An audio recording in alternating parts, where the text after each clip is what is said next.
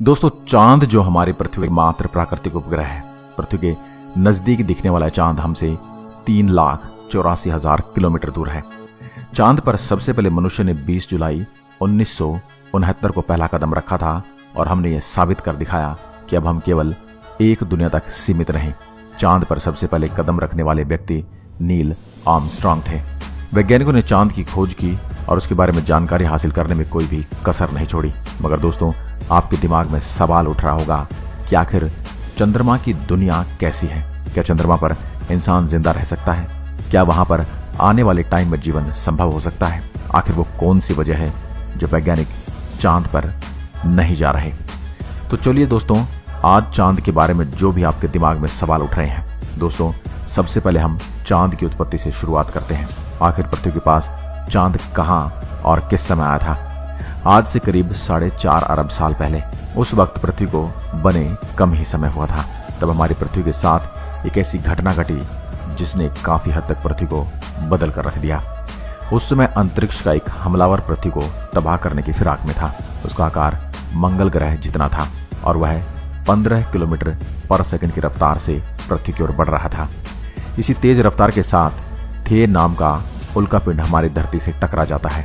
इस पिंड की टक्कर की वजह से हल्के पदार्थों के बने टुकड़े अंतरिक्ष में बिखर गए।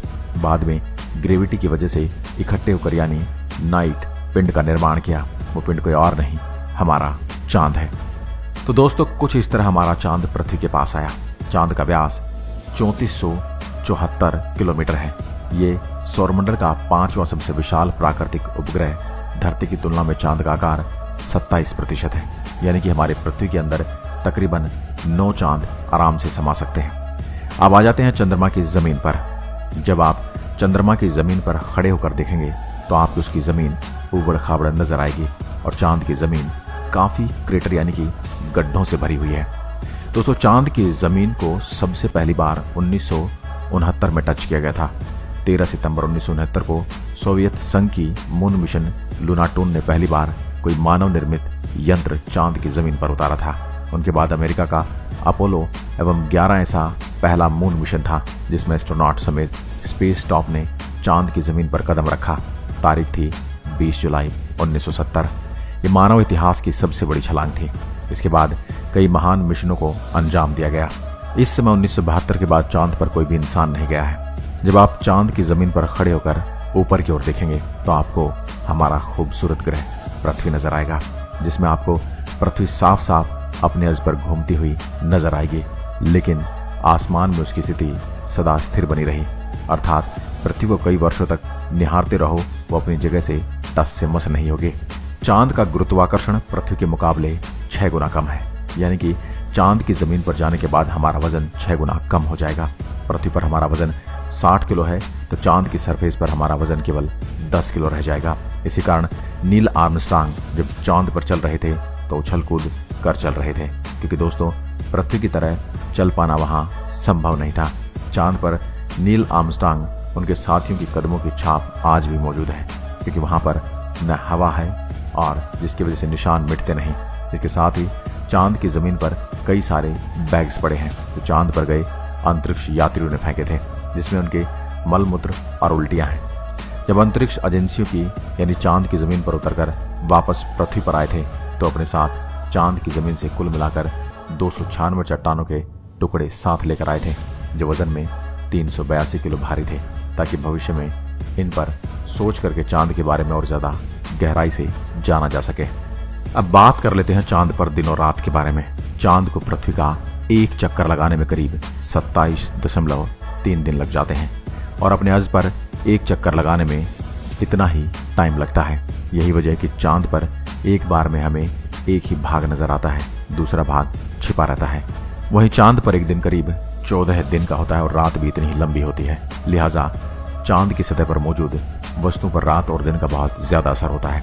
रात में चांद का तापमान लगभग -153 डिग्री तक गिर जाता है, जबकि दिन में तापमान 180 डिग्री सेल्सियस तक बढ़ जाता है। फिर चांद के अलग अलग हिस्सों की स्थितियां भी अलग अलग मानी जाती हैं कि चांद का साउथ कोर ज्यादा ठंडा होता है और रात को वहां पर इतनी ठंड होती है कि पृथ्वी का कोई भी मनुष्य शायद ही वहां उन हालात में जिंदा रह पाए। बस्तियां बनाने की कल्पना तो दूर की बात है, अगर वैज्ञानिकों की माने तो चांद के साउथ पोल पर तापमान दिन में भी ज्यादा गर्म नहीं होता, लेकिन रातें बहुत ही ज्यादा ठंडी होती हैं। समय गुजरने के साथ ये गिरता है, हर ओर बर्फ जमने लगती है, ठंडे आधड़ चलते हैं। इस क्षेत्र में रहने की स्थितियां और भी ज्यादा भयानक बनी रहती हैं। इन्हीं भयानक स्थितियों के चलते चांद पर अब जितने भी मिशन गए वो सब उत्तरी इलाके में गए। रात में हमें जो चांद चमकता हुआ नजर आता है, लेकिन आपको जानकर काफी हैरानी होगी कि चांद की अपनी खुद की कोई रोशनी नहीं है। ये चांद पर रोशनी जो नजर आती है वो सूरज से आने वाली रोशनी रिफ्लेक्शन, यानी कि अगर हमें सूरज रोशनी देना बंद कर दे तो चांद हमें कभी भी नजर नहीं आएगा। चांद पृथ्वी के चारों ओर घूमते वक्त अपना एक हिस्सा पृथ्वी के सामने रखने के कारण चांद का दूसरा हिस्सा आज तक पृथ्वी के किसी भी मनुष्य ने नहीं देखा। मगर अंतरिक्ष यानों की सहायता से चांद के दूसरे हिस्से की तस्वीर तो हमने कैप्चर कर लिया। दोस्तों, चांद पर मौसम नहीं पाए जाते, क्योंकि परिक्रमा के दौरान चांद अपनी धुरी पर सिर्फ 1.54 डिग्री तक तिरछा होता है, जबकि पृथ्वी 23.44 डिग्री तक झुकी हुई है। इस वजह से दो बातें होती हैं। एक ये कि चांद पर पृथ्वी की तरह मौसम नहीं बदलते, और दूसरी बात ये कि चांद की ध्रुव पर ऐसे कई इलाके हैं जहां कभी सूरज की रोशनी या किरणें नहीं पहुंच पाती हैं। चांद का गुरुत्वाकर्षण कमजोर होने की वजह से इसके पास कोई वायुमंडल मौजूद नहीं। वायुमंडल की गैर मौजूदगी वहां पर रहने वालों के लिए सौर वायु और उल्कापिंड जैसे खतरे का डर लगातार बनाए रखती है। सूर्य के बाद आसमान में सबसे ज्यादा चमकने वाला कोई ऑब्जेक्ट है तो वह है चंद्रमा। जब हम पृथ्वी के आसमान की ओर देखते हैं तो हमें नीला दिखाई देता है, लेकिन चंद्रमा से देखने पर ऐसा नहीं है। वहां से आसमान हमें काला नजर आएगा। पृथ्वी पर समुद्री ज्वार भाटा चंद्रमा के गुरुत्वाकर्षण की वजह से आते हैं। कुछ वैज्ञानिक ऐसा अनुमान लगाते हैं कि अगर चंद्रमा गायब हो जाए तो पृथ्वी पर मात्र दिन 6 घंटे का रह जाए। जब चंद्रमा अपनी कक्षा में घूमता हुआ पृथ्वी और पृथ्वी के बीच में होकर गुजरता है तो सूर्य को पूरी तरह से ढक लेता है और उसे सूर्य ग्रहण कहते हैं। दोस्तों, चांद पर पानी को भारत ने खोज निकाला था। भारत के कई वैज्ञानिकों ने कहा था कि चांद पर पानी है, मगर किसी ने इसे नहीं खोजा।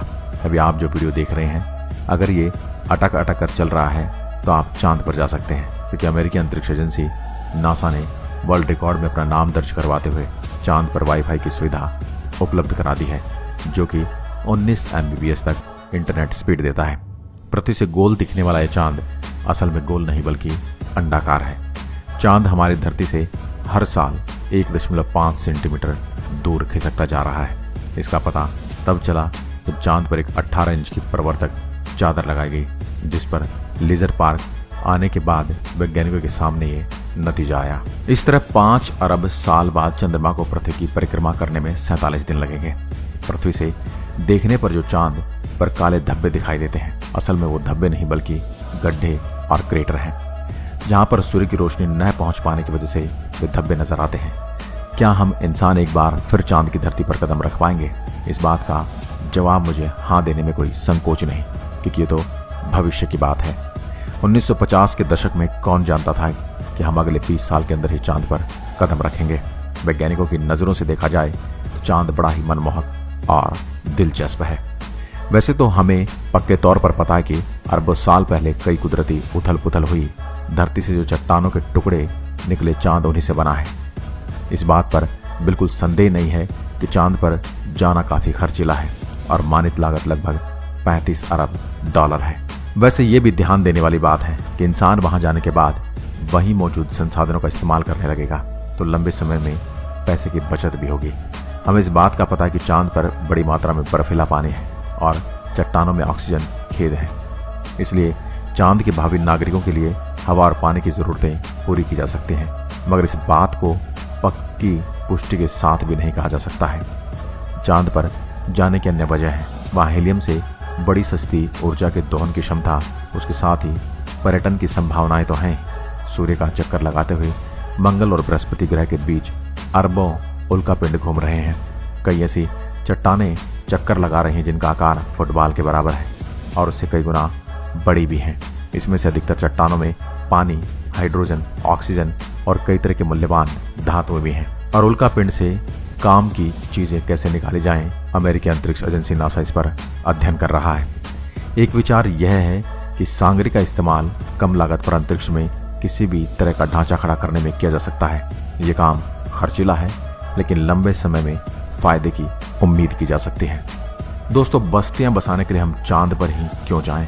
अंतरिक्ष अन्वेषण की पहल लगभग 60 वर्ष के इतिहास में इसका जवाब स्वाभाविक है कि हमारे पास संचार के साधन हैं।